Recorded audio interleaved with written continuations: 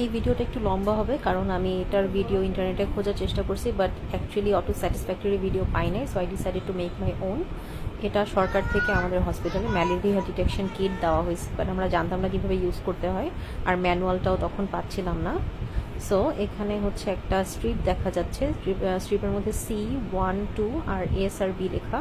স্ট্রিপে যদি C আর 1 এর মধ্যে দাগ আসে তার মানে এটা ম্যালেরিয়া ফ্যালসিপারাম, আর যদি 2-তে আসে তার মানে ম্যালেরিয়া ভাইভ্যাক্স, আর যদি 1-2-তে আসে ইনভ্যালিড, আর সিতে যদি শুধু আসে অন্য কোনোটাতে দাগ না আসে তার মানে ম্যালেরিয়া নেগেটিভ।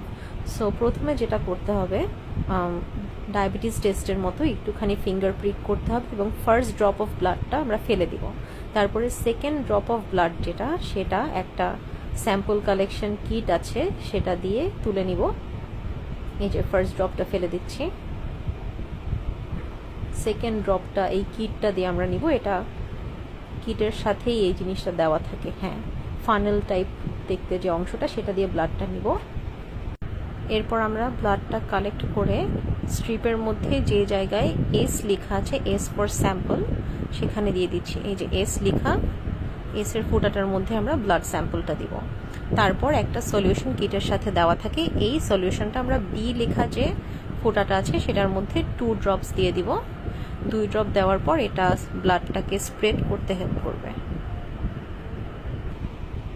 যাই হোক, এটা এত তাড়াতাড়ি হয় না, এটা দেওয়ার পরে অ্যাটলিস্ট 20 মিনিটস রেখে দিতে হয়, আর এই 20 মিনিট পরে আমরা দেখব যে কোন দাগের মধ্যে ডার্ক পিঙ্ক কালারের ব্যান্ড দেখা যাচ্ছে। যেহেতু আমাদের এটা রংপুর এন্ডেমিক এরিয়া না, অবভিয়াসলি শুধুমাত্র সি এর মধ্যেই দেখা যাবে, তার মানে হচ্ছে এটা ম্যালেরিয়া নেগেটিভ। বাট এই যে শুধুমাত্র সি বরাবর ব্যান্ড দেখা যাচ্ছে, তার মানে ম্যালেরিয়া নেগেটিভ।